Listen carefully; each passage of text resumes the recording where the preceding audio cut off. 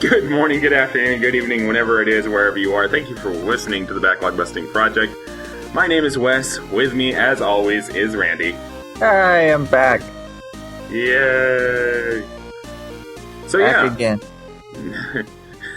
I am back. Tell a friend. Yep. Okay. Thank you. We needed that bit of Eminem in our lives. Yay! That deadpan Eminem. Anyway, so we've got quite a lot to talk about in this episode, so We'll get right on down to it. Play or nay, as always, will be where we start. Mighty Number 9 is our first game this time around, releasing today for pretty much everything. PlayStation 4, PlayStation 3, Xbox One, Xbox 360, Wii U, and PC. Developed by Inti Creates and published by Deep Silver.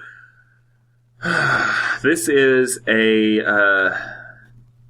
side-scrolling platformer by Kenji Ifune, who did the Mega Man series with Capcom, and then left to go do his own thing after Capcom basically went, Mega Man, fuck it, we don't care anymore, and went to Kickstarter to fund this game, where it quickly became kind of the poster child for how not to operate a Kickstarter.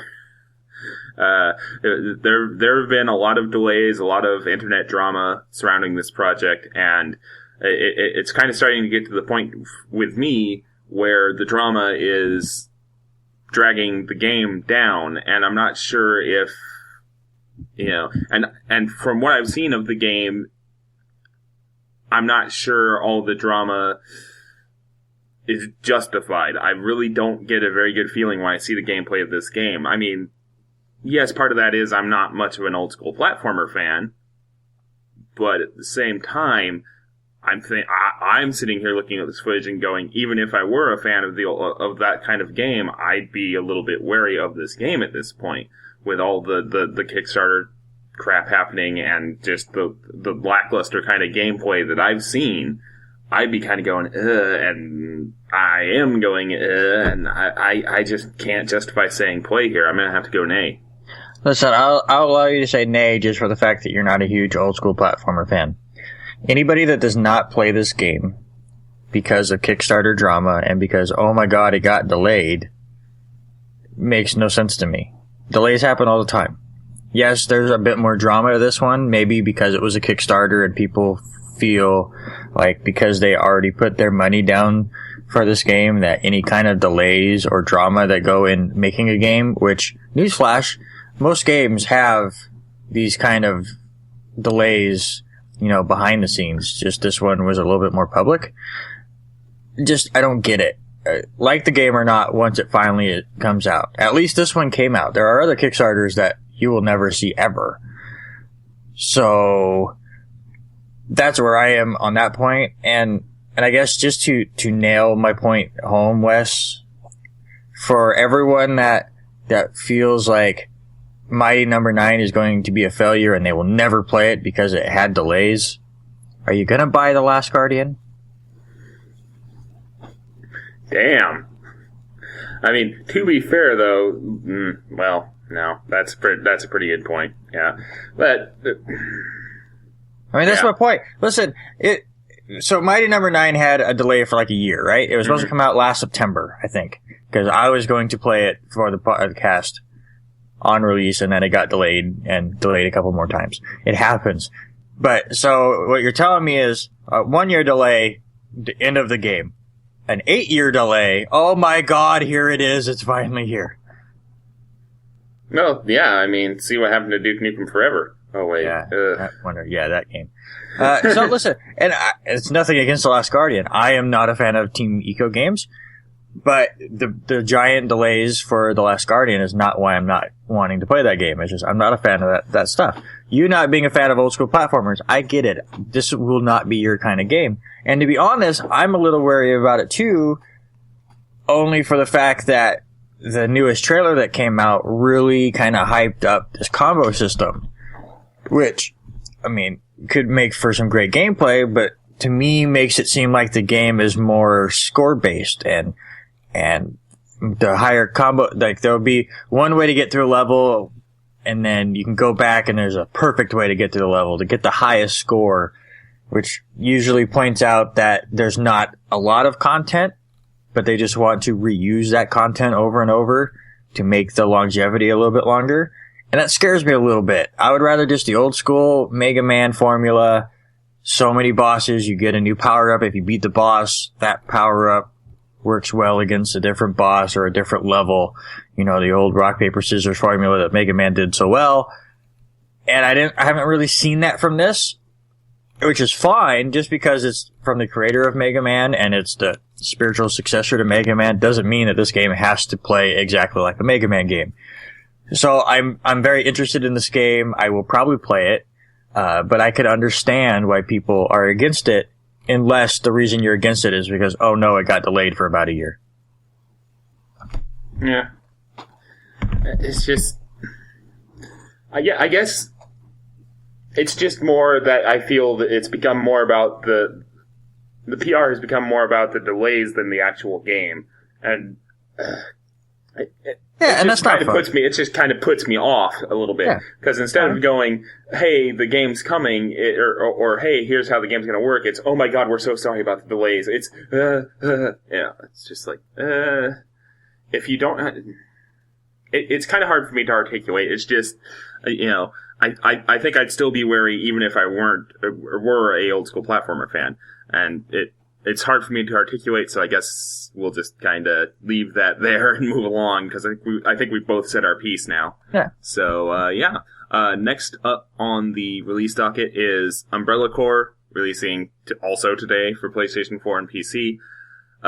Developed and published, of course, by Capcom. Hey, let me do it. I'm the Resident Evil fan of this podcast. Mm-hmm. Well, I was. 6 kind of ended that for me for a little while. 7 has me so hyped, and that's the thing that worries me is, like, they're like, okay, here's Resident Evil 7. We're going back old school, creepy and scary and not just shoot 'em up.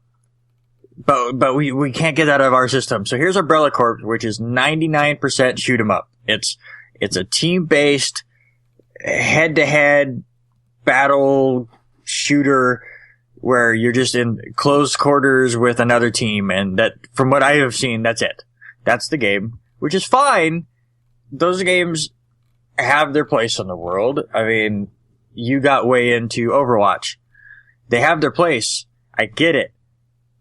Putting it in the Resident Evil area, that doesn't do it for me. That's not a Resident Evil game. That's like saying, hey, we're finally coming out with a new Silent Hill game, and it's a team-based shooter. What? Nay. Lots of nay. Yeah. I'm not... I mean, I've been kind of... I liked what I played of Resident Evil Remaster when I did it last October. Spoiler alert, Resident Evil 2 is on the docket for this October for me. Spoiler alert, that's the best Resident Evil game of all time. So, we'll see if my interest continues. Back in the PS1 days, survival horror to me meant Parasite Eve, so, I never really played the Resident Evil games.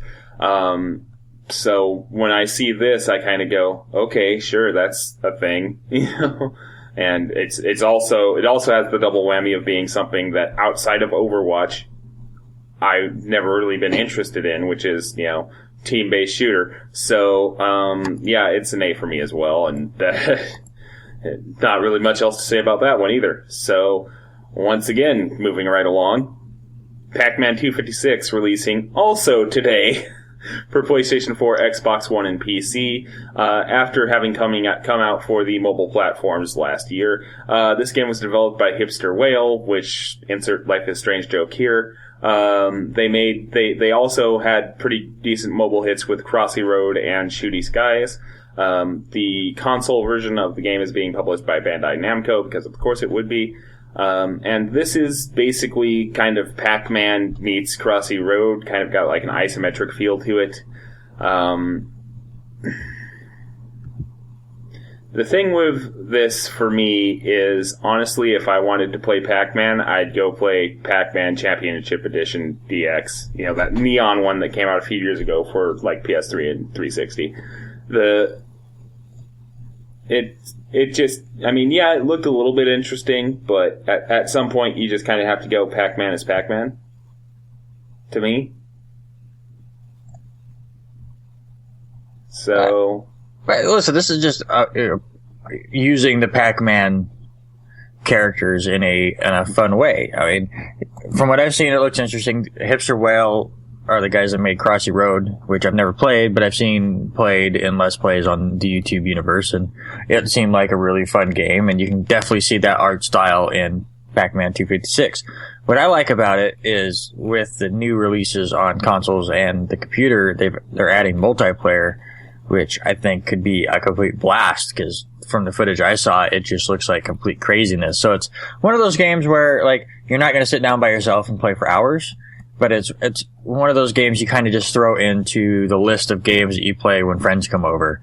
It's like, okay, we're going to play, You Don't Know Jack for a little bit, and then we're going to play Towerfall, and then, hey, let's play some Pac-Man 2v6. Let's have some fun before we play some Mario Kart or something. So it's like just one of those games that, you put in for a half hour with friends and have a good time. I'm sure the price is very low on it. And, I'm sure Hipster Well did a hella good job on the port. Nice. Good job. Well done. That was good. By the way, it'll be a play for me. Yeah, it'll be a nay for me. It's just I mean, I'm sure eventually it'll come up as something we do on like Family Fun Fridays or whatever Wednesdays, or any video we end up doing that's not Mario Maker Mondays, which those will be returning soon, in hopefully the actual sense of the term and not the Blizzard/Valve sense of the term. But and so we'll move on to the last game on the list for this episode, and that's Tokyo Mirage Sessions Sharp FE, because Japan, releasing June 24th for the Wii U, developed of course by Atlas, and published by Nintendo. I say of course because this game started out life as Shin Megami Tensei Cross Fire Emblem, crossover between Atlas's main RPG series and Nintendo's main SRPG series. And this game kind of looks like they took the Shin Megami Tensei battle system, put some Fire Emblem concepts into it, and then threw it into a blender with Japanese idol culture, because there's a lot of music references in the trailers I've seen so far. That being said, it's a Shin Megami Tensei game. I've never beaten one fully, but I own a lot of them. I've played a few of them and liked what I saw, and I'm liking what I see from this game too. So I'm sure I'll get around to it eventually. Play. This game is over the top, colorful, crazy, and scares the holy hell out of me. A lot like some of these Atlas games that you were just talking about. I'm sure they're really good, and I'm sure they're a lot of fun, but it just seemed like there's so much going on. I was like, I don't know if my little brain could handle what was going on that screen, so I will say a nay. I just thought that might be a perfect game for me to do for one of the series we were talking about, actually. Vague content teaser. Yay. Anyway, so yeah, that'll do it for Player Nay for this episode. So yeah, let's get right on down to it and start out with our co-played game, which was Until Dawn, released August 25th, 2015 for the PlayStation 4, developed by Supermassive Games, who, of course, before this, basically were the DLC producers for the Little Big Planet series, along with Media Molecule. So they had their hands on 1, 2, and Vita's DLC. They developed Sackboy's Prehistoric Moves and Walking with Dinosaurs. And now that they've seen some success with Until Dawn, and rightfully so, spoiler alert, they're working on a VR experience called Until Dawn Rush of Blood, which will be interesting to see. So, yeah, in this game, you start off playing as one of a pair of twin sisters. You play as Beth in the prologue, and you're walking around this lodge with 8 of your friends. and you're trying to find your twin sister Hannah. And you find Hannah getting a prank pulled on her by pretty much every other member of your friend group. And it is a pretty cruel prank. And Hannah ends up running crying alone into the Canadian wilderness. You chase after her, and you both run afoul of some sort of creature and die. Well, you say creature. Spoilers, thank you. Yeah. You just at this moment think murderer. Yeah, true. That's a good point. That's my fault. But the game then cuts to a year later where the twins' brother, Josh, is inviting the friend group back up to the very same cabin on the 1-year anniversary of the incident to, he says, honor their memory. And that's where you pick up, and that's where most of the gameplay is this 1-year anniversary event that lasts most of the night. And it's essentially you managing kind of how the characters interact with each other and react to the various things happening on the mountain, because it's a horror experience. So of course, once you get up the mountain and into the cabin, weird shit starts happening. Like there's a psycho killer running around doing like jigsaw like shit, and you have to make a few sadistic choices, and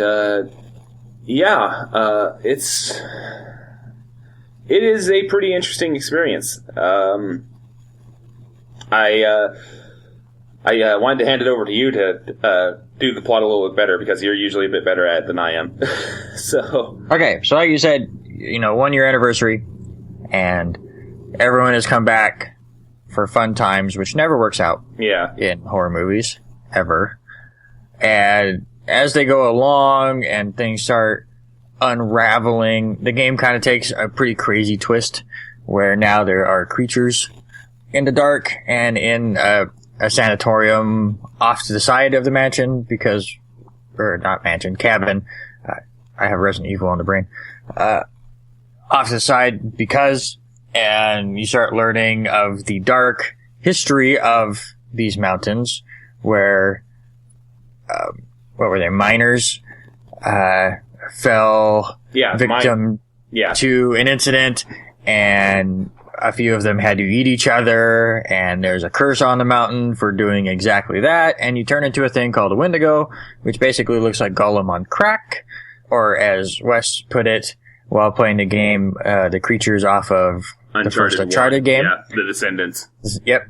So you go through all of that, and basically it is a who can survive and how can they survive kind of a game, and the way they do it is with all these different choices you make throughout the game will help you or hurt you later on, as well as a lot of quick time events and a really interesting mechanic where you have to hold the controller extremely still and keep the sensor bar in a certain spot on the screen, which caused issues for both of us as we both failed it.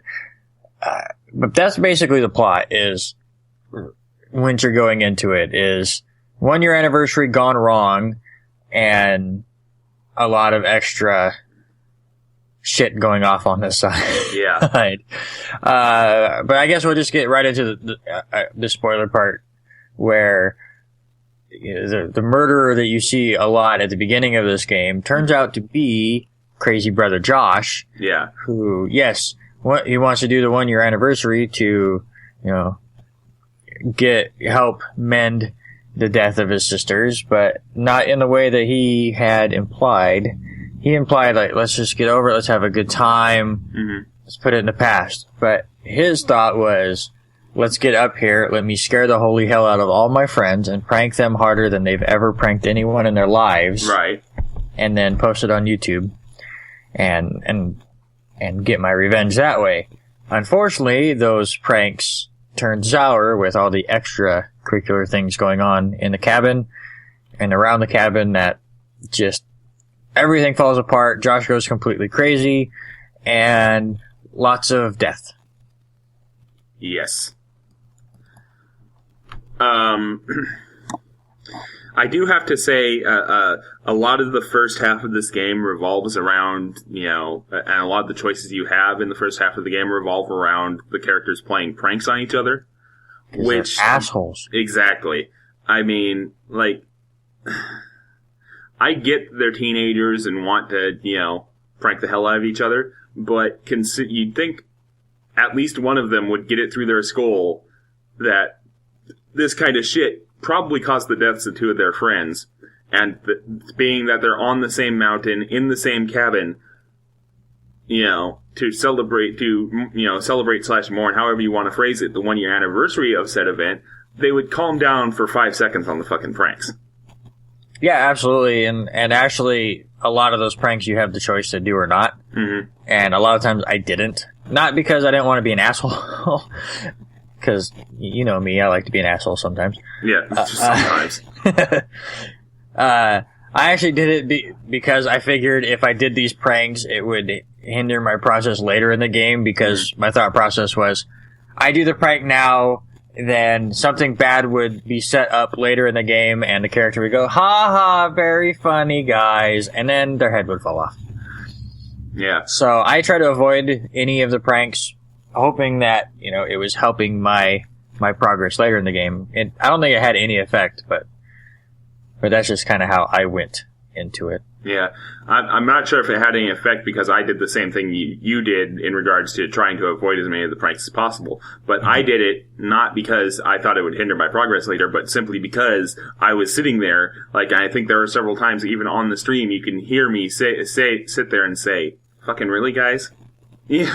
Yeah, and you can kind of tell. They did a great job with these characters, like, making them distinct. Mm-hmm. That, like, at the beginning of the game, you could, or when they returned to the cabin, you could kind of tell that a lot of them were kind of uneasy about being there, but at the same time, trying to put on a happy face and, okay, no, we're just gonna have a good time. I was like, it feels weird being here, but things just feel off, and I feel uneasy and weird, especially because you had, Mike and Emily used to date, and now they have new relationships, and Mike and Jessica were ridiculous hornballs.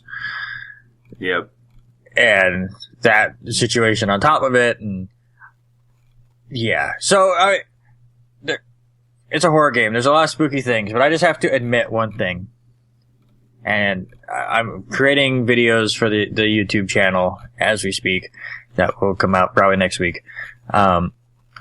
The thing that got me the most, like my biggest jump scare, mm-hmm. and actually I'm going to ask you first before I admit mine. What was your biggest jump scare in this game?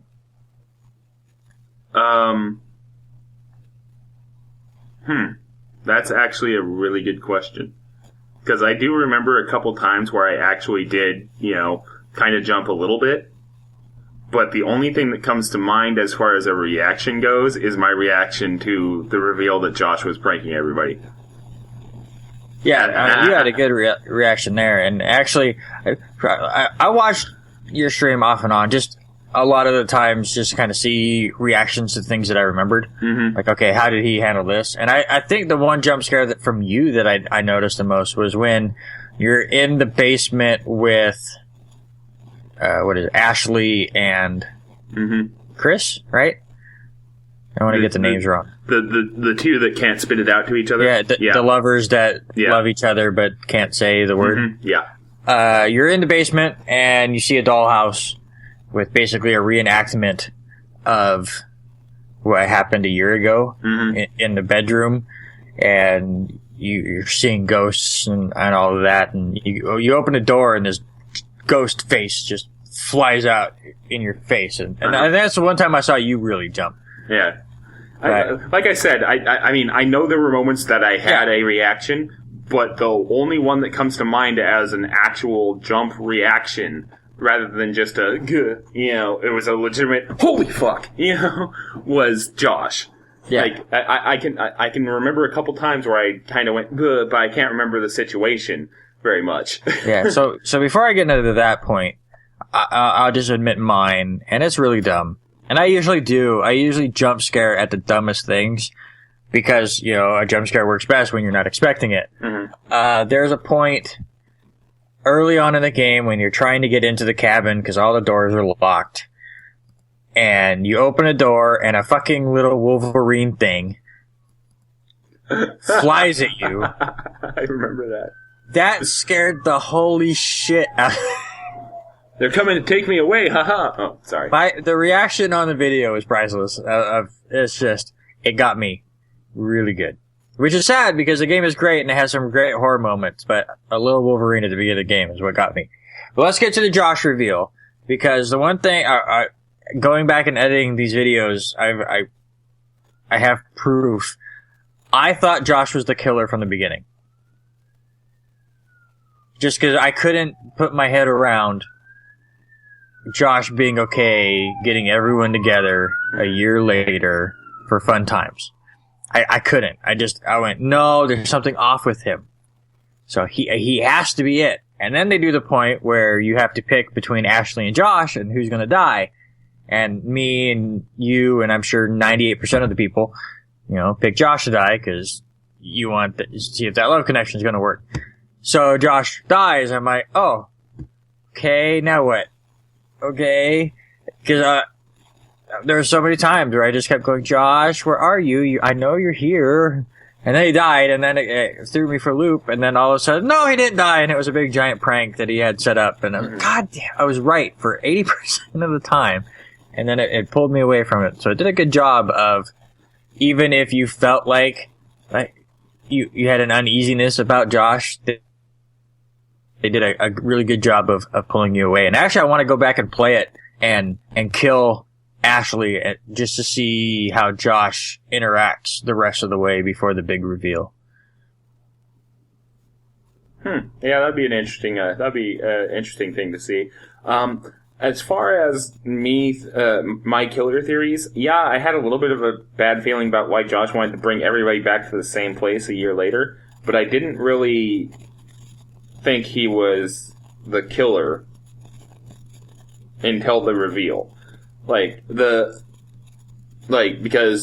I remember the flamethrower guy shows up a few times before, he's revealed to be, good.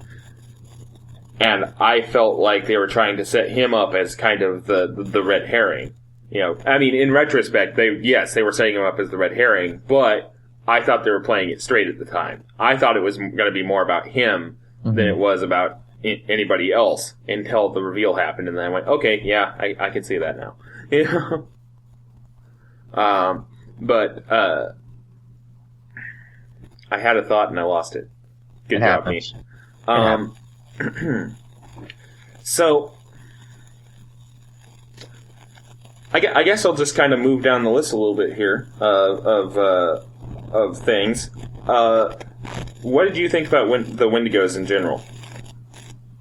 Honestly, I mean, it was an interesting thing, and they were scary, and they allowed for the quick time events, and like I said, the don't move mechanic to work really well.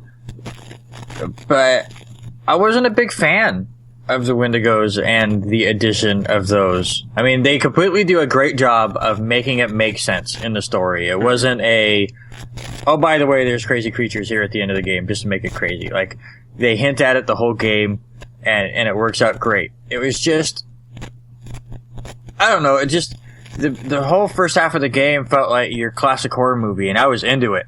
And then they went, okay, now we're going to take it a step further. And I had all that stuff, which was a little disappointing. I don't know where they could have went without it, I guess, but I think I would have much rather had,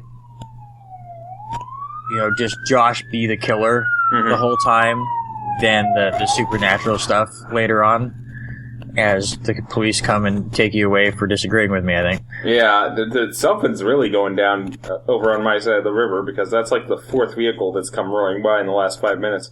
So, anyway. But what did you think? And there's number 5. Honestly, if they had gone the Uncharted route and not set up the Wendigos as well as they had, I'd be a bit more upset about it.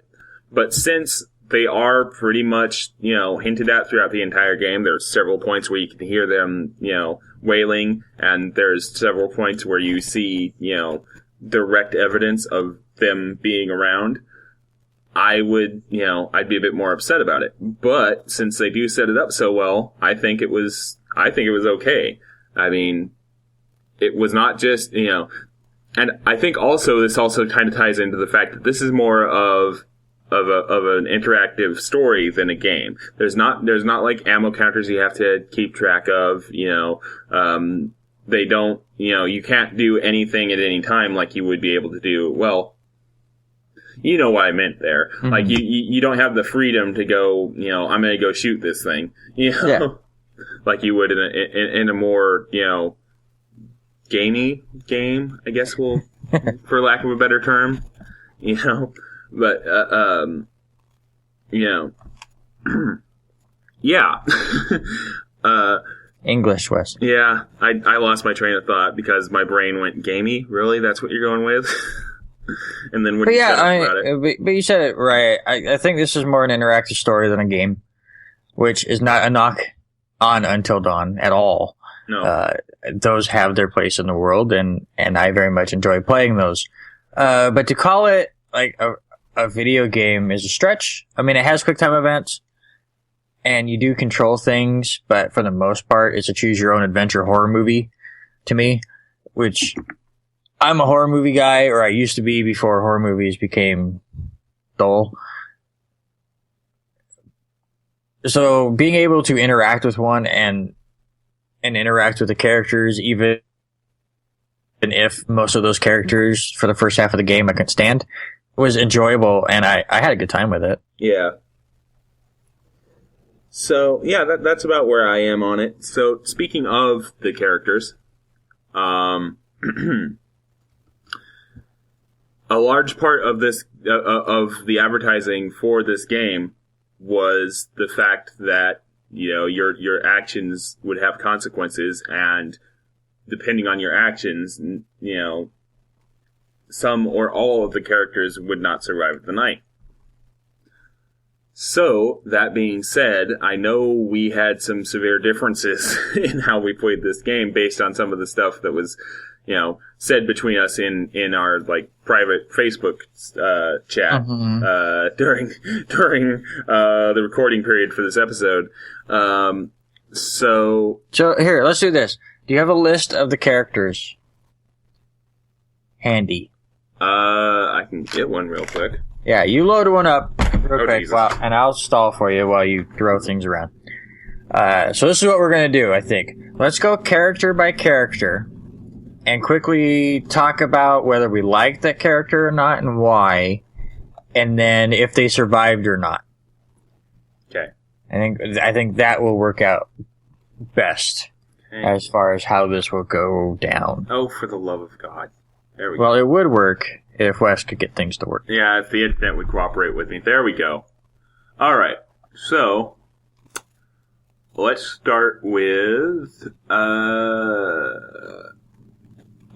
Ashley and Chris. The two lovebirds who couldn't spit it out. Okay, so I'll start. Ashley and Chris warmed up to me. I think I liked Ashley for the most part. She seemed innocent and not one that was going to do all those pranks and stuff. Chris was a prankster. There's a point early on where you're Sam and Josh in the basement, and he comes running at you in a cloak that he found downstairs because he just can't help himself. And but for the most part, they seemed like good people, and you could really see that as the game got going, as the hint of them finally revealing to each other that they liked each other may or may not happen. And they probably spend 95% of the game together. Yeah, that would be a good... For the most part, yeah. Unless you do stupid things like I did.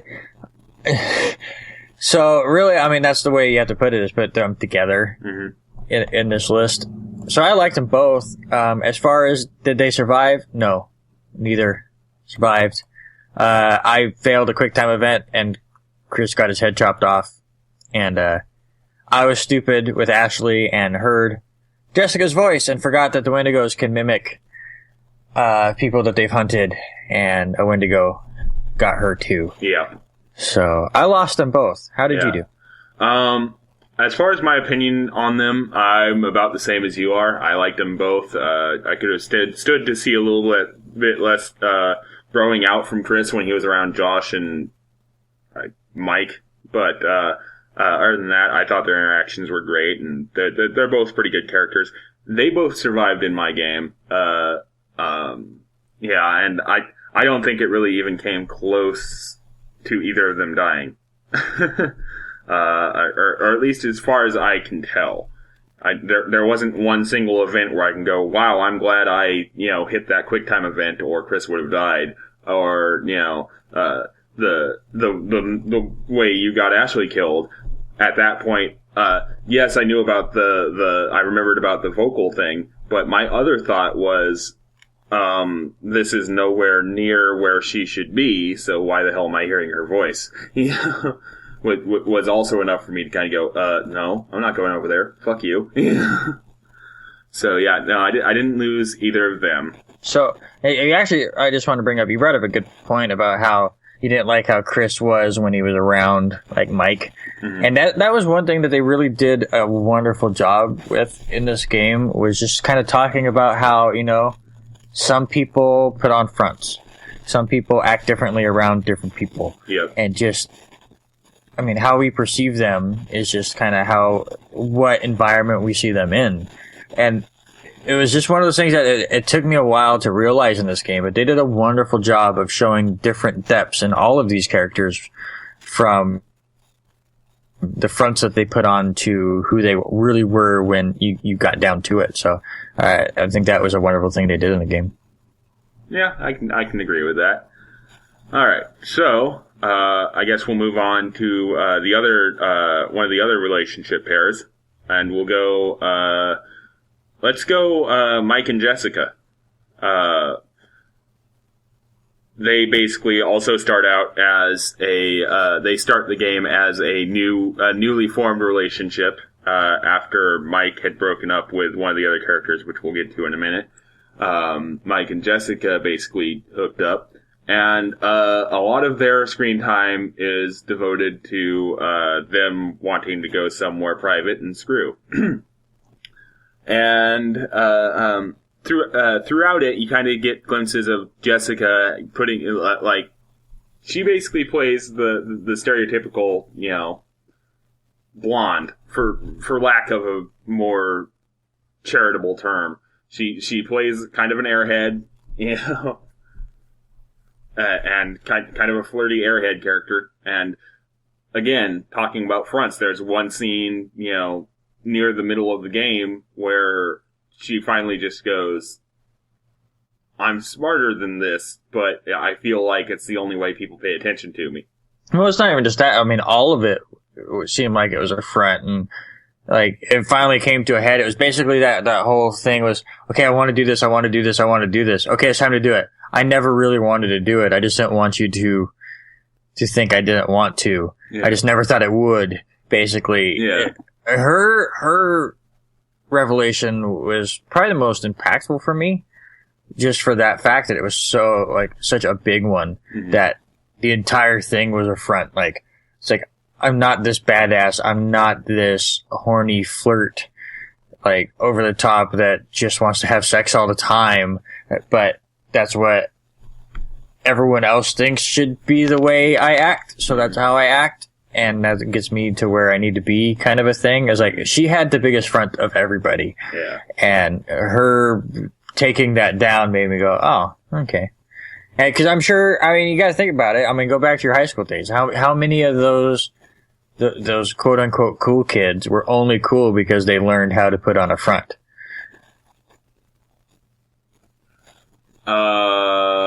You're asking the wrong person. I was very, very much an introvert in high school. Still kind of am. So a lot of the cool kids I just straight up ignored. But you're probably right. But listen, I only say that because I'm not trying to knock on cool kids. I mean, listen, the cool kids aren't listening to this podcast anyways. No. But the fact is, there's been a lot of incidents later on in life where I've seen somebody from high school and, their front's completely gone and we have conversations about stuff and it's like now you see the real person instead of what they were portraying at high school where they were trying to be part of this clique. It's like, oh, you're completely different than how I perceived you before, and that's kind of how you see a lot of these characters, is my point. But did they survive for you?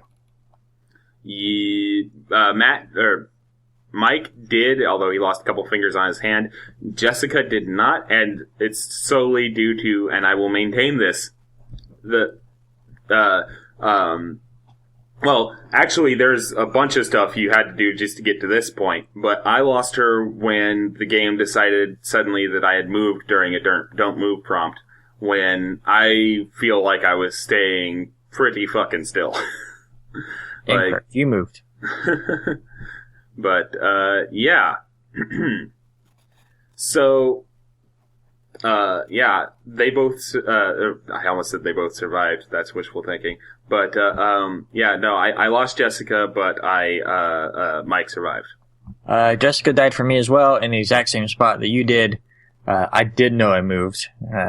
But Mike also did not survive. He also lost a few fingers and then later on met a pillar with his back and did not survive as well. As you can tell, my game did not go very smoothly. Nope. As I'm 0 for 4 so far. Yep. All right. So the next couple pair would be Emily, who was Mike's ex, and her new boyfriend Matt. Yeah. Okay, let's just get through this real quick. Emily's a bitch. Yep. Full on bitch. Mm-hmm. That's not a front. She's super bitch. Bitch. And poor Super Matt. King Kamehameha biatch. Oh, South Park. Sorry. And poor Matt just doesn't see it, or he sees it but chooses to ignore it. Just or try or the sex must be amazing to put up with that. How about that? Either that, or he honestly felt like he could try and fix it because they're okay. So we basically covered our opinions of the characters because Matt's pretty much there to act as a sounding board for Emily. Let's be honest here. Yeah, in our playthroughs at least, he didn't really get too much time to shine. That wasn't being a soundboard for Emily being Omega Bitch 9000. But let's get to the point where I lost Matt because I lost Matt. A little bit after you did, but yours is a bit funnier, so we'll get to it in a minute. I lost Matt. Him and Emily go up to a radio tower to try and radio for help when it becomes clear, holy shit, there's a psycho on this mountain after all of us. So they go up to a radio tower to try to call out for help. It's at this point where I believe the Wendigos actually cause the tower to tip over. The game doesn't make it explicit, but I'm pretty sure it's the Wendigos. And the tower collapses and sends Emily flying out until she's hanging off a railing like she's Nathan goddamn Drake in Uncharted 2. You know? And Matt's on solid footing trying to help her, and he's like looking around for like something to throw to her, anything. He's actively trying to think of a plan, and all Emily is doing is sitting there calling him a fucking idiot and telling him to move his ass and basically being a distraction, and it's just like, really, Emily? Come on. You know? So eventually Matt jumps over from the tower to solid ground to try and figure something else out. And it's at this point where he gets captured by a Wendigo, and the Wendigo drags him and impales him chin first on a hook, and he dies. Emily, for me, survived to the end of the game, but it was a very close call, and for a reason we'll get to here in a few minutes, I kind of wish I had killed her, because I had the distinct option to kill her. Because, yeah, but we'll get to that later. How did they fare in your game? The same as you. Emily survived, unfortunately. Matt met a fate too funny to take serious. There's a point in the game where deer show up and kind of corner you. Caribou, whatever. They corner you at the edge of this ledge. I don't know why it happened. Nature is a bitch, I guess. Well, early on in the game, they make very clear that sometimes doing nothing is the best option. My gamer instincts did not allow that option in many occasions. I just felt like I had to do something every time. Anytime a prompt came up, I just had to do it. So you're walking by the caribou, and a prompt comes up where you can hit one of them with an axe in the head. And without thinking, I just quickly did it. And then the moment I did it, I just put my head down. Like, that was the dumbest thing I've ever done. And Matt's gonna die. Which he did. The rest of the caribou push him off the ledge, and he falls to his death. And that's probably the dumbest way I've ever killed a character in any video game of all time. Yep. Yeah, that was pretty good when you told me about it. I laughed pretty hard. Because I had managed to, like, I think if you go back and watch mine, I, like, line up for the shot, and then I go, wait a minute. So you almost did. You'll see my footage in a couple weeks, but either that, or I think I actually may have gone. I was walking, and then it like gave me the prompt, and I think I went, "Why the fuck would I want to be that stupid?" I was that stupid. But anyway, so yeah, there's that happening, and then I believe the final pair we have is Sam and Josh, correct? I think we've covered everybody else. Yeah, that's not really a pair. Yeah. Well, let's do Sam. Let's do Sam first, just because she was my favorite character in this whole game. Mm-hmm. She was the one that had the whole time. Hayden Panettiere played the character wonderfully, very beautiful. Just all in all, she was to me the main character in this game. Mm. Not that she was; it was just that was the one that I went, okay. Yeah. If anyone's surviving, it's her. Yeah. Because again, she was like. She comes into the room after the prank gets hit, so she wasn't part of the craziness. She's the one trying to just calm everyone down most of the time. Like, she was the one that seemed the most relatable, and she does survive in my game all the way to the end. And I'm very happy to say that she made it. Yeah. She made it for me as well. And I agree with you, basically. She was probably my favorite character of the game. Not really much to add there for me. So I guess we'll go into Josh a little bit. And I really don't have too much to say about him either. I loved his performance after he was revealed as the Psycho. He did die for me as well. Like, spoilers, he died for you too. Yeah, in the same spot. The sister Wendigo got him. Yep. Basically, his death is, from what I've read after, is the toughest to prevent because there's nothing you can do once that happens. It's just you have to make sure you got certain collectibles along the way where Josh would realize it's his sister and say her name before he dies, and then she would just take him away instead of killing him. Mm-hmm. The thing that we haven't talked about yet that I wanted to bring up once we got to Josh was the fact that at the end of each chapter, you're met with a doctor who, at the beginning of the game, does a wonderful job of just, like, setting the mood of he's there to just add extra things to the game. So, like, he'll ask you questions like, what is more scary, a clown or a scarecrow? And you and I picked differently. I said clown, you said scarecrow. And throughout the game, you would see a scarecrow where I would see a clown. And that's kind of what what I felt he was doing at the beginning of the game. Was just adding things to your experience, which was totally fine, and I got it, and it was like, okay, this is cool. There's one at the end of one chapter. You have a who do I hate the most tournament between the characters, which I thought was pretty good. And we both obviously picked Emily, and his response was amazing. It's like, too much of a bitch for you. Like, yes. Very much so. But once the reveal of Josh happens, the reveal of the Doctor also happens, because after each chapter, the place gets weirder and weirder and weirder, and you just think, okay, this game is just getting weirder and weirder. We'll come to find out that the Doctor is in Josh's head this whole time, and Josh has been getting weirder and weirder, and all of the things that he's actually saying are to Josh, not to the player, which is what you were just led to believe at the beginning. So once that reveal happens, I went back and was thinking about all the things he said at the beginning, and they totally make sense. And he might actually be my favorite character in the whole game. Yeah. The Doctor, not Josh. Yeah. Yeah, he's pretty high up there for me, too. I remember seeing his office kind of change as, Josh's mental state kind of became more and more not there, and kind of starting to wonder what was going on. But the funny thing is, I didn't notice scarecrows as much. The thing I noticed was there's another question he asked, spiders or snakes? And I noticed every single time the spiders came out.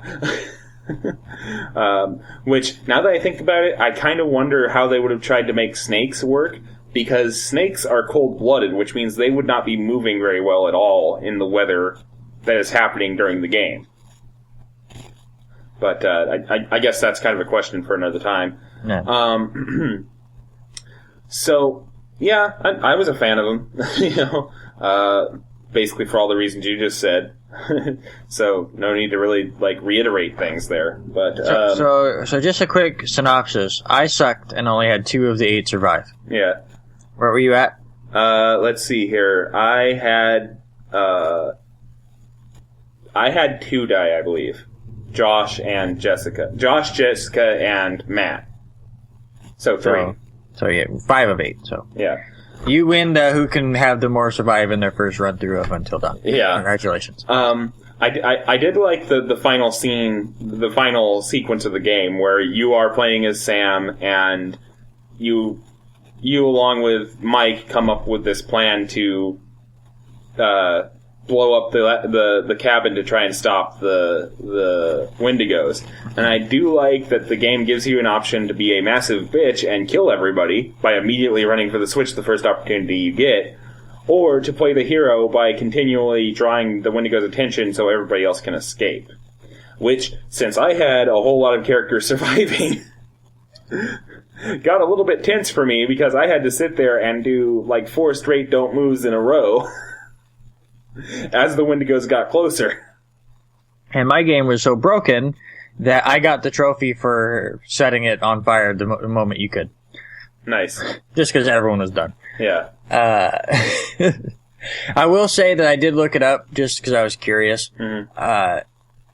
I looked up Markiplier's playthrough, which I still say he cheated and was looking things up as he went, because he had everyone survive.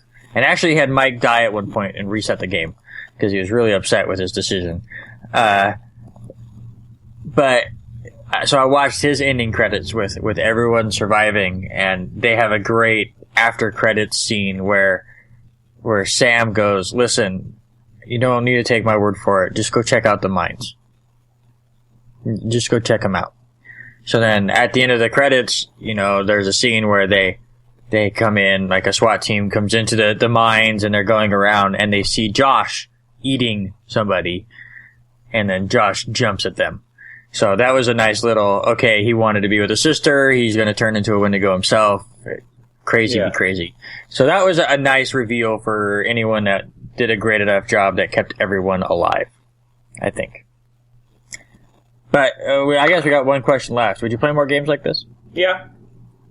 Maybe with a bit more gameplay elements to it. We've played 2 games in the last 2 episodes that are very much choice-driven, kind of, more narrative than gameplay-based. Life is Strange being, the other one. Mm-hmm. I'd probably hew closer to wanting to play something more along the lines of Life is Strange than I would Until Dawn. Do you really feel there was more gameplay in Life is Strange? A little bit. I mean, it's not much, but I felt a little bit more like a game in Life is Strange than I did Until Dawn. I just felt like the characters in Life is Strange were more relatable, but the story was told better in Until Dawn, which is high praise because I really like Life is Strange. I like that story. Yeah. Speaking of Until Dawn, though, there is something I mentioned we were going to get to a few minutes later. Now that we've gotten to the ending sequence, during the credits, whoever you had survive is shown talking to the police. And this was the point where I wish I had taken the opportunity to kill Emily. Because Emily's is all about, well, in my game at least, she got bit by a Wendigo as she was trying to escape by herself. And later on in the game, all of the survivors are huddled up in the basement trying to figure out what to do next. And Ashley notices the bite and incorrectly assumes that it means, Wendigos equals zombie equals, Emily's gonna turn into a Wendigo. Well, Mike freaks at this point and pulls the revolver on her, and you get a prompt to either shoot her or spare her, basically. You get the reticle, and you can either, line it up and take the shot, or let the timer run out. I let the timer run out because I remembered that, hey, the Wendigo thing only happens if you go cannibal. Like, if you specifically eat human flesh, you will turn into a Wendigo. And so I was literally sitting there the entire time the argument was going, thinking, slow down for 3 seconds and think about what the stranger just told you. So I did not shoot her. Well, fast forward to the ending, and her entire statement to the police is basically, fucking Mike pulled the fucking gun on me, man, what a bitch. And also exaggerating it, like, he had it right up against my forehead, etc., etc., and it's just like, go fuck yourself. I really should have pulled the trigger. Wow. I was like, yeah, no, done.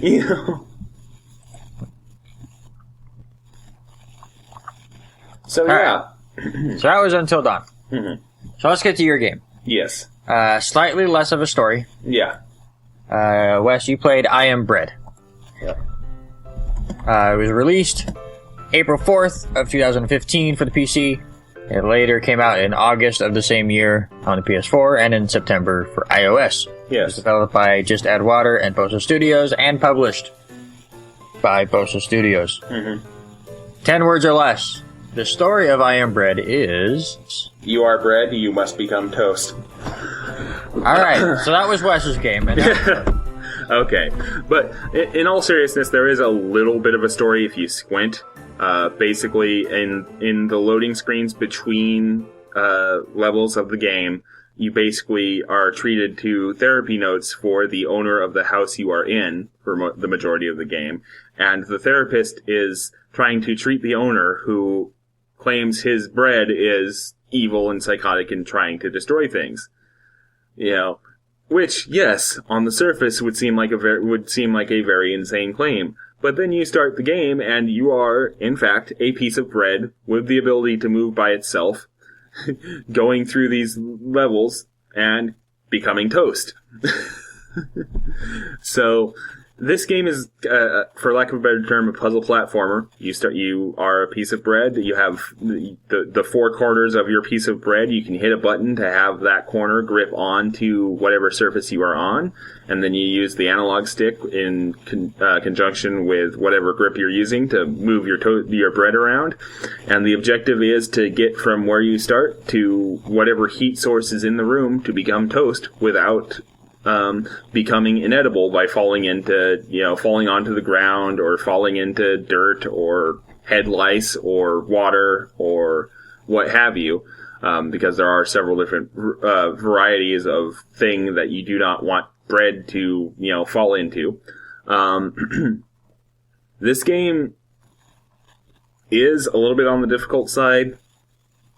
And there is, since we already talked about Markiplier, he has a couple videos on this game where, at the end of the second one, he breaks his controller in rage. I did not quite reach that point. There were a couple times I got frustrated, but, I did beat this game. I technically beat it twice. The first time I beat it with the help of their like Super Mario Super Guide kind of thing, which is called the Magical Marmalade, which gives you infinite grip and infinite edibility, which they give you way too fucking quickly. Like, if you fail the level twice, they suddenly go, oh, hey, here's the Magical Marmalade. And I think it would have been nicer if they went, they gave you an option. Like, they went, hey, we noticed you've been kind of sucking out loud on this level. Do you want the Magical Marmalade now or not? Instead, they just spawn it for you without asking, and then they usually put it right in your direct path to the first obstacle you'd be trying to get to if you were doing the level legit. So then you have to, work your way around it if you're trying to do things legitimately. And it just kind of felt like, okay, there had to have been a better way to implement this sort of thing, There are 7 levels in total in the game. Each one kind of having its own different, challenges and different way of becoming toast. Like, the first level you're in the kitchen, so obviously you're looking for either the toaster or the way I did it was I actually managed to get over to the oven and become toast on the oven. The lounge, you get on to the heater in the room. There's a bedroom level where you go over to a curling iron and become toast that way, And the final level is you are at a gas station and you cause a gas leak, plus an electrical spark to, explode the gas station, becoming a perfect piece of toast, somehow. And not a piece of carbon, because that would be a lot of heat. Excuse me, sorry. And here is my main problem with this game. And that is that this game cost $15 at release. Now, in the period of time since release, yes, they have added a lot of content to the game. There's a lot of game modes that weren't there at launch. But if I had paid $15 for this at launch, I would be pissed. Because I'm pretty sure it launched with basically just the main I Am Bread mode and maybe one other mode, if I remember correctly. And it just kind of speaks to what Bossa Studios does, from what I've seen, is release a short little game with wacky controls and a wacky premise, i.e. I Am Bread or their other main title, which is Surgeon Simulator, and then it goes viral and they make a bunch of money off of people going, haha, I want to go try that, and then they just kind of let it languish. And it just feels off-putting to me. Like, it's a decent tech demo, but I don't feel like it was enough for a full game. You know what I mean? It seemed like, I haven't played it, but watching you said there were, 7 levels? Yeah. It's not terrible for a game for $15 where it's basically you trying to get the high score or upgrade your grades, whatever. I keep forgetting it has a scoring system, so yeah, there's replayability there. So it's not, $15 isn't that bad for something like this. Where would you have priced it? I probably would have priced it closer to like the $7.50 or $10 range. With the content that was there at release. Now that, like I said, with the content they added after release, I'm a bit more okay with the $15 price point. But when the game was released, I'm pretty sure it only had 2 modes, and it was just like, not sure about that, Chief. But yeah, it's a fun little experience. It's fun to watch. If you haven't watched either my streams of it or Markiplier's Let's Play of it or any other person's Let's Play of it, because I'm sure there were hundreds of them, because that, again, it's kind of Bossa Studios' thing to make games that are like YouTube clickbait amazing, and then just kind of move on to the next one when they have the next good idea,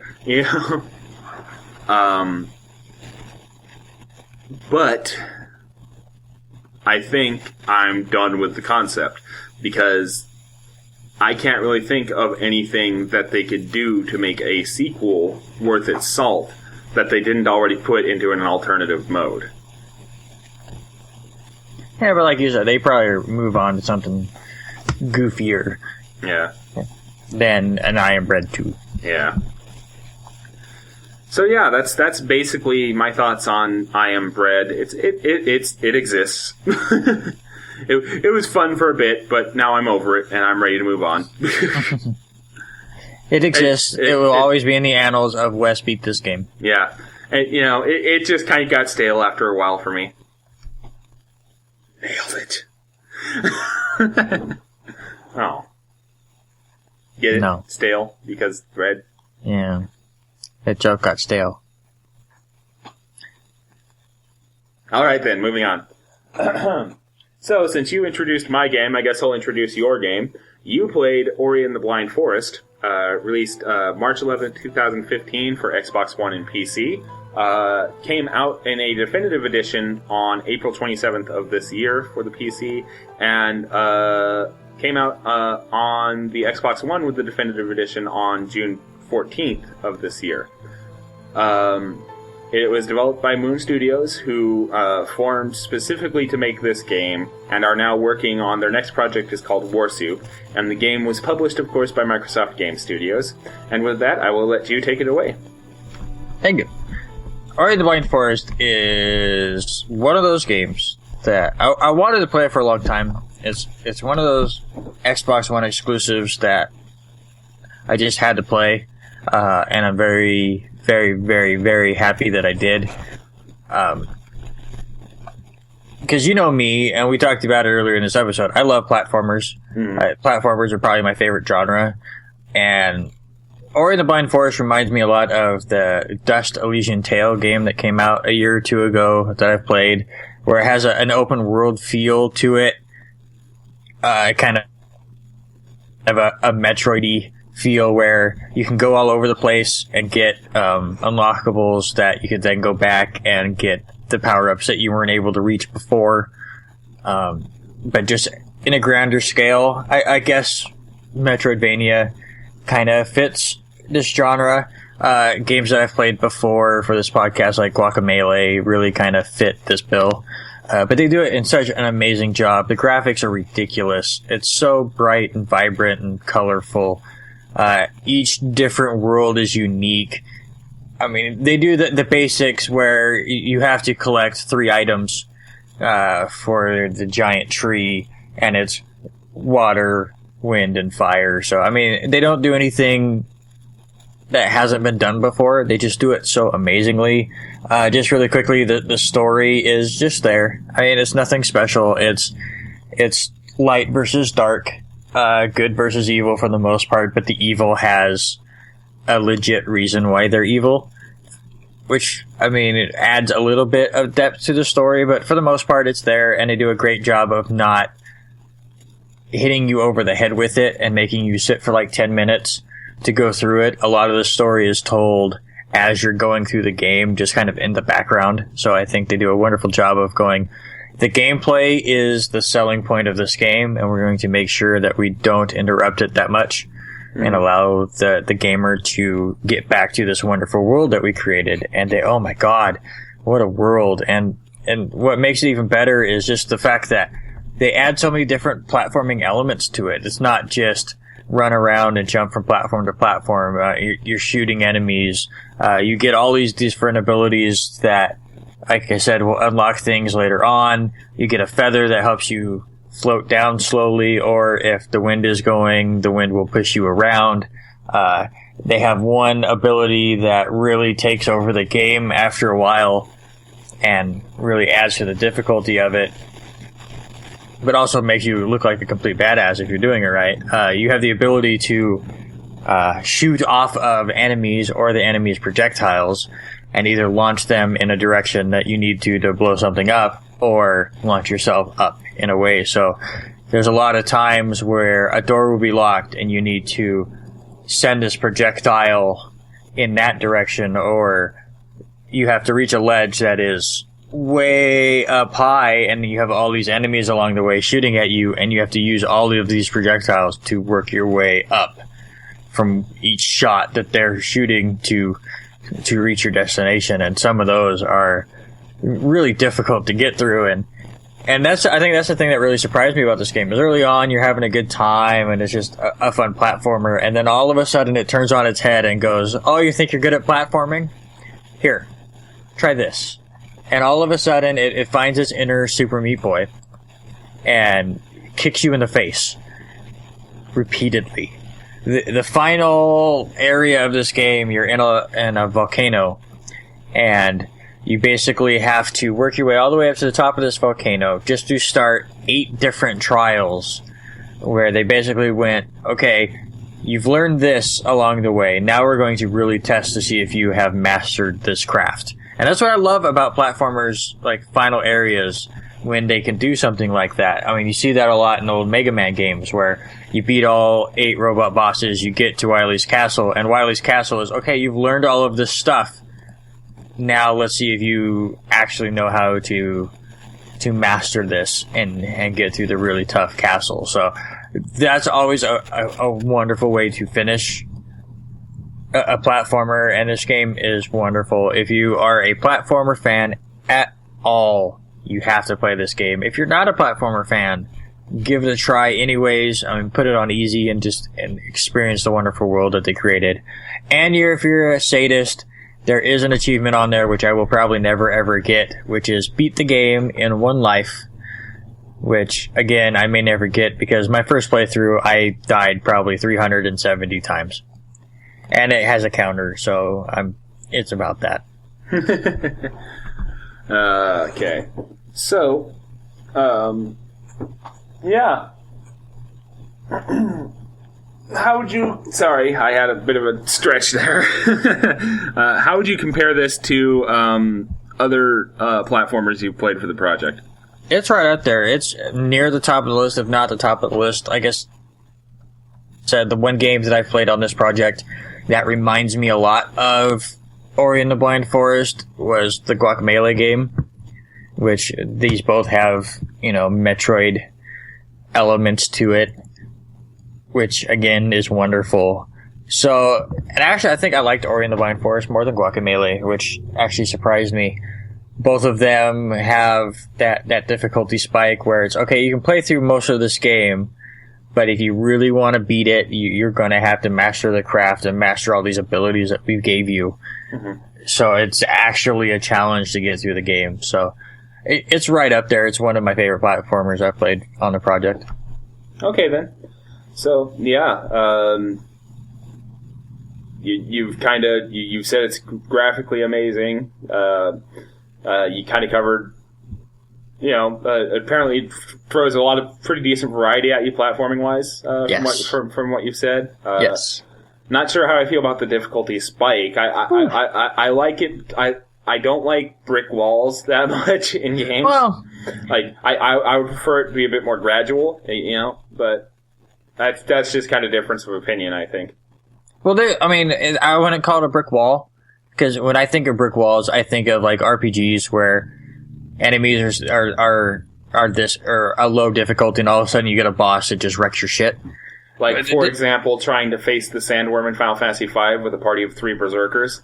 Yeah, there you go. Or 4 Berserkers, as I had to do. That's where I see a brick wall. It's just, to me, the difficulty spike was, I would die once in a while just by doing stupid stuff, and then it would turn into, I would die 40 times to get through one thing as I was figuring stuff out. But also, there's one thing I didn't mention, so thank you for letting my brain get to it. But they do an interesting way of saving. So you have this mana bar that you can go and collect more and have more, obviously, same with your life, and normal Metroidvania kind of gameplay in it, but you can save at any time. As long as you're not around an enemy and you're on stable ground. You can hold B and create a save point at any point that you can. And it's very crucial that you do that a lot, especially around the difficult stages where you don't want to have to do a difficult thing again. I don't know how many times I'd get to a difficult part, forget to do the save thing, die really stupid like 10 minutes later, and then go, oh my god, I haven't saved. So now I have to do that whole difficult part again. Or my favorite was play 15 minutes of simple platforming, get to a difficult part, die, go back 15 minutes, and then all of a sudden I can't do the easy platforming, and I die 10 times on just stupid stuff before I get back to the hard part. That happened a lot too. But I do like the save system in it. It wasn't just you had to hit save points here and there. There are save points along the way, which also act as fast travel, but for the most part, it gives you full reign on save points, except for the final level, which save points are not allowed. Interesting. So yeah, anything else you can think of to cover about Ori and the Blind Forest? Or I want another one. Okay then. Alrighty then. So, real quick, if you have been paying attention, last episode we said we were going to do an E3 episode for the week between normal episode drops. Yeah, that didn't happen. That would be because... They're liars. Well, yes, there's that. But also, our schedules did kind of fuck up this last week. Kind of thing happened. And plus, when we really thought about it, I think both of us kind of felt that we said what we needed to in our appearances on Video Games to the Max. Video Game to the Max is specials. Big shout-outs to the W2M Network, Sean Garmer in particular, for letting us come on again for the second year in a row. We will go ahead and put the links in the show notes, and you can also check them out, Twitter at W2M Network and 411mania.com/games. We basically said our piece on all the conferences that Video Game to the Max covered. The only other one really that we didn't cover ourselves was Nintendo, and really the big takeaway from that was Zelda for Wii U and NX now has a name. It's The Legend of Zelda Breath of the Wild. And it got about an hour and a half of gameplay footage where, they really kind of explored kind of the open world aspects of it, showed a deeply improved equipment system, which looks interesting. Basically, it looks like they're kind of adding more almost RPG-like elements into Zelda, and it's like, ooh, this is going places. You actually cook food to recover hearts now. That sort of stuff. And it's like, ooh, this is looking intriguing. So, have you taken a look at anything outside of what we covered in the E3 conferences? Honestly, no. I haven't had a lot of time. I still need to go back and watch all that Zelda footage. Very excited for the Zelda game. I just haven't been able to watch that footage yet. Yeah. So yeah, we'll put the links to the Video Game to the Max reaction podcast in the show notes, and hopefully next year our schedules are a bit better so we can actually do our own E3 special again. But yeah, so that is going to about do it for this episode of the podcast. It's now time to reveal what we're playing next episode, and next episode is kind of special because it marks an interesting milestone that I think we would have called you crazy if you told us we were going to hit. Next episode, we will be playing our 98th, 99th, and 100th games on the podcast. Good God. And that's collectively between us. I'm because obviously we've been doing this 37 episodes. We usually play 2 games an episode. You do the math. That's adding together both of us, Randy plays game A, that counts as 1, and I played game B, that counts as 2. And then together we played 1, and that counts as 3. Yes. Yeah. Together, listen, I played 67 games, you played 69 games, so we don't combine. The co-play game does not count as 2. Yeah. That's how. How have I played 2 more games than you? I played Earthbound episode 1 and 2. And then I played Freedom Planet twice because I goofed. Yeah, sorry, I forgot about those 2, and I was like, wait a minute. Yeah.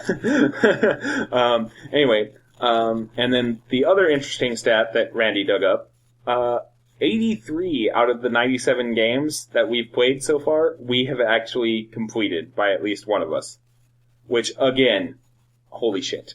Yeah, our percentage actually is higher than I thought it was going to be. The percentage is like an order of magnitude higher than I thought it was going to be.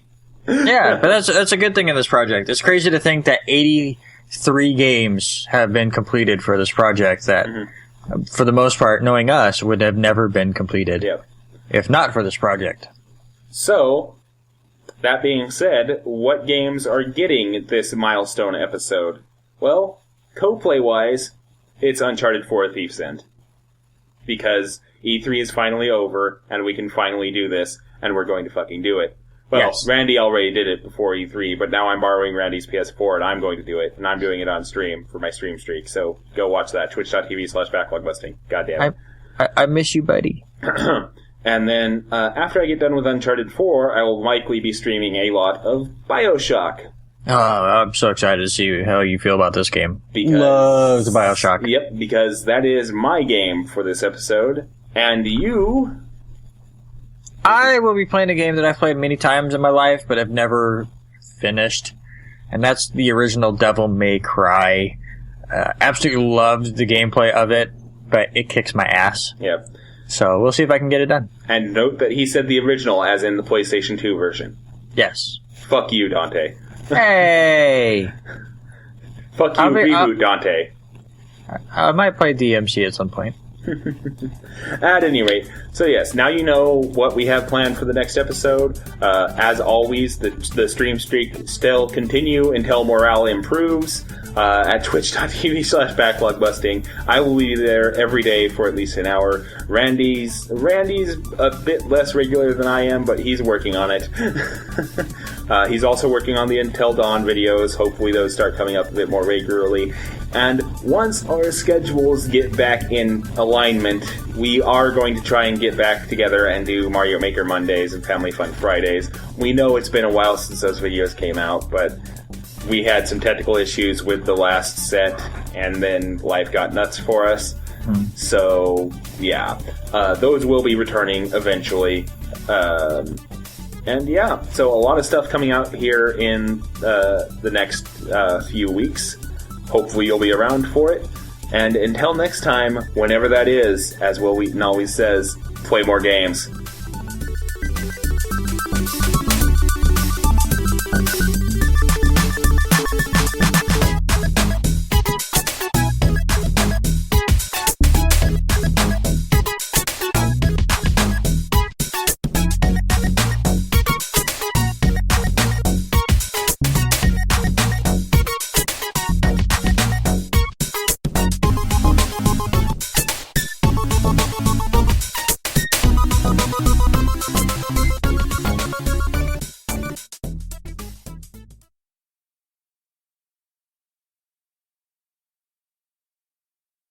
Quick, say something funny. Shit. No. The pressure. Yep. So yeah, joke's on you, whoever stuck around for the stinger. Yeah.